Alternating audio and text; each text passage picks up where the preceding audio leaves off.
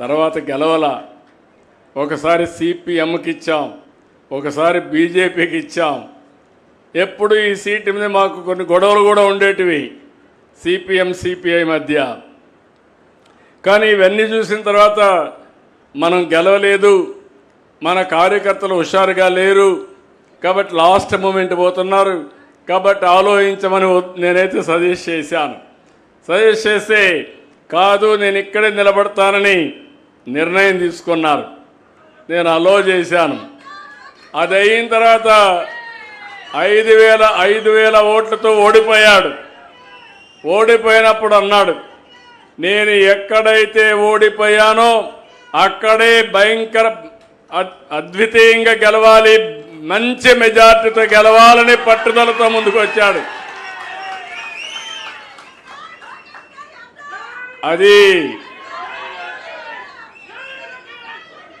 అది అతని పట్టుదల. మీలో కూడా సమస్యలున్నాయని పారిపోతే సమస్యలే మనల్ని ఫినిష్ చేస్తాయి. ఏదైనా సరే ఒక్కొక్కసారి కలిసి రాకపోతే కలిసి వచ్చే మార్గాన్ని కసిగా పనిచేయగలిగితే అది సాధ్యమవుతుంది. అది లోకేష్ ఈ నియోజకవర్గం నిలబెట్టాడని చెప్పి కూడా నేను మీకు తెలియజేస్తున్నా. అక్కడి నుంచి మీరు చూశారు 5,000 మెజారిటీతో ఓడిపోయిన కాన్స్టిట్యున్సీ 91,000 మెజారిటీతో గెలవడం అనేది ఒక చరిత్ర. అయితే దాంతో తృప్తి పడడం లేదు.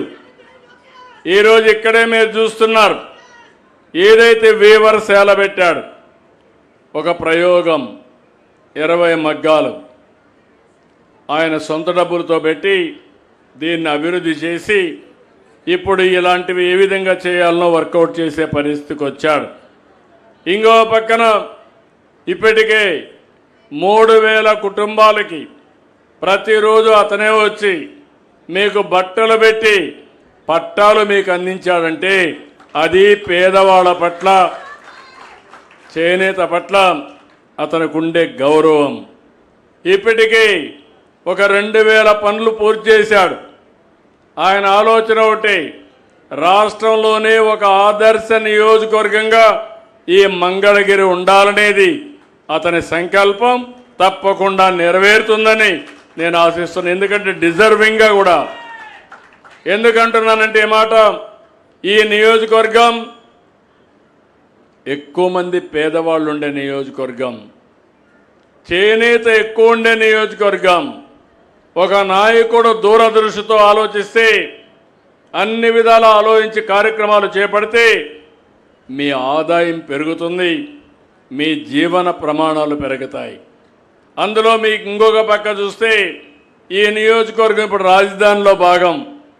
అందుకే మొన్న ఏదైతే స్వర్ణకారుల కార్పొరేషన్ పెట్టి దీన్ని కూడా అభివృద్ధి చేయాలనుకున్నప్పుడు డెఫినెట్గా చేయమని ప్రోత్సహించాం.